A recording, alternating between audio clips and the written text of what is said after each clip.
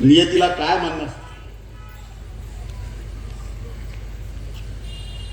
आज हे सगळं भरभरून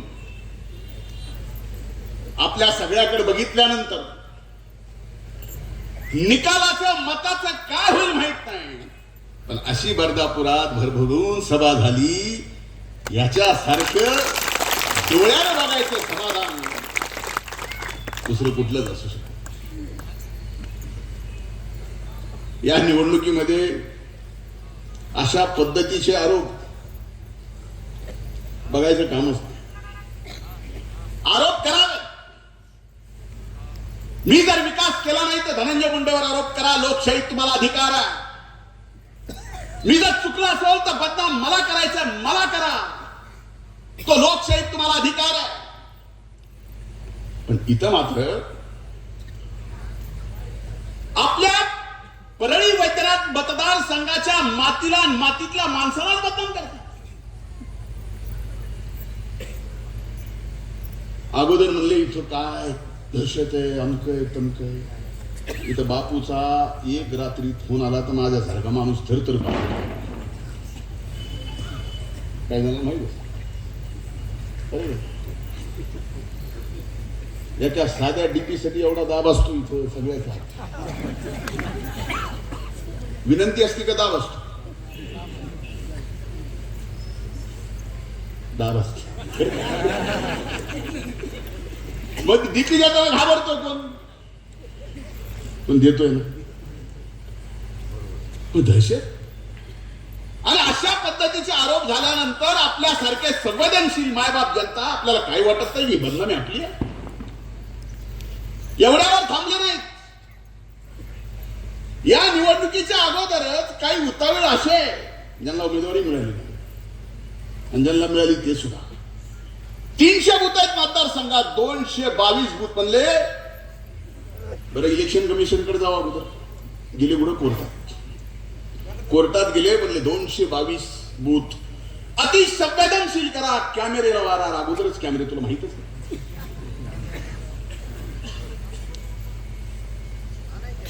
म्हणलं तिथं बंदोबस्ताला पोलीस नको, SRP नको, CRP नको, डायरेक्ट मिलिटरी आणा.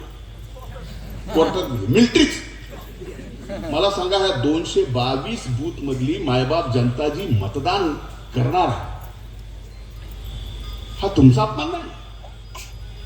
आणि ज्यांनी अशा पद्धतीनं कोर्टात जाऊन तुमचा अपमान केला तेच तोंड घेऊन जर तुम्हाला मत मागायला येत असेल आपण ठरवायचं.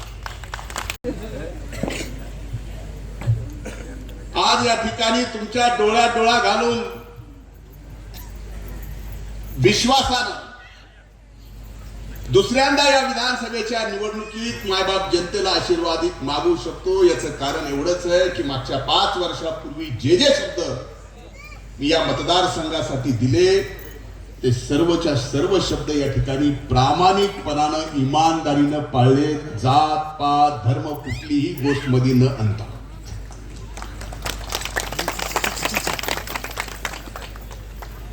ही निवडणूक विधानसभेची ज्यावेळेस लागली, महायुती म्हणून या महाराष्ट्रात भारतीय जनता पार्टी, राष्ट्रवादी काँग्रेस पक्ष, शिवसेना एकत्रित निवडणूक लढण्याचा ज्यावेळेस निर्णय झाला,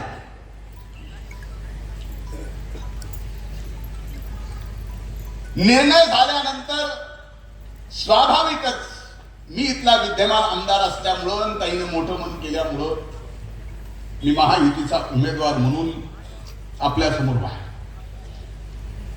पण निवडणुकीच्या अगोदर मला असं वाटलं होतं की लोकसभेच्या निवडणुकीत ज्या पद्धतीनं राजकारण झालं, जातीपातीचं, धर्माचं, मला त्यापेक्षा पुढे जाऊन बोलायचं की ते सहज नाही झालं. आणि या निवडणुकीत सुद्धा अशाच पद्धतीचं राजकारण व्हावं याच्यासाठी कसे प्रयत्न आणि कुणी केले याचा विचार मी माझ्या भाषणातून सांगणार नाही. झोपताना तुम्ही आज आपल्या ईश्वराला आठवून विचार करा. साधं सोपं केलं. 1 नाही, 2 नाही, 3 नाही, 4 नाही, 12 जण तुतारीची उमेदवारी घ्यायला पुढे होती. आई होती, लेक होता, जवाई होता, त्यात अनेक जण आले. एवढे आले मला वाटलं की आता 12-13 जण झाले. मलाच काळजी लागली. म्हणलं 12-13 पैकी उमेदवारी तर एकालाच मिळणार आणि कामाला तर सगळ्यालाच लावलं. आई एकीकडून, लेक एकीकडून, जावई एकीकडून, सगळेच 12ला 12 का. मी त्यांच्यात एका नेत्याला म्हणलं, अरे लवकर फायनल करा, अचानक करताल, देणार तर एकालाच आहे, एक देताल 11 जण, त्याच्यापैकी 2-3 जण हेडे होतील, कागद याची फिरतील. पण विचार या गोष्टीचा करा की जे निष्ठावंत तुतारीचे होते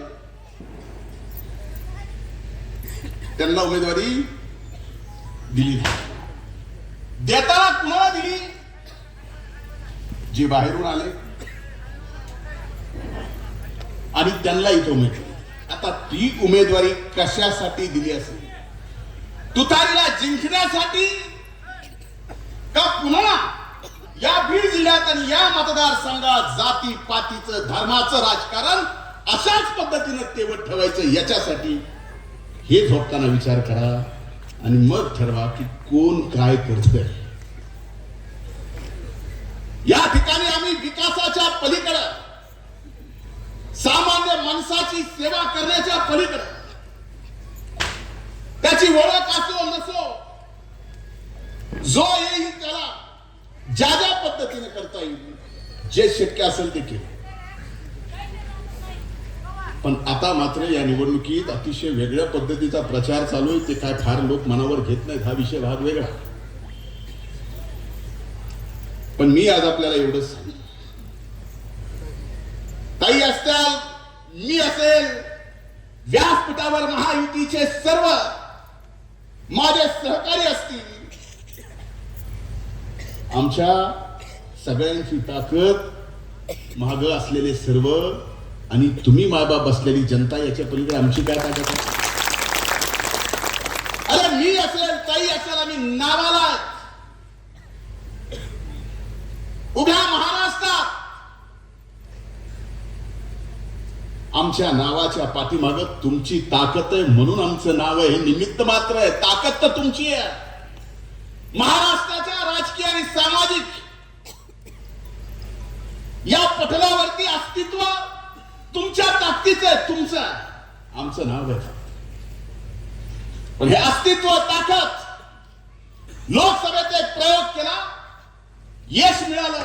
आता विधानसभेत तसाच प्रयोग करून त्याच पद्धतीचं यश, याचा विचार झोपताना करा. कारण आमचं अस्तित्व, ताकद सगळे तुम्ही आहात. आम्हाला जे संपवायला निघाले याचा अर्थ ताकद आमच्या मागे जर तुमची असेल तर कुणाला संपवा? आमचं अस्तित्व तुम्ही असाल तर हे अस्तित्व कुणाचं संपवायला? एबीपी माझा, उघडा डोळे बघा नीट.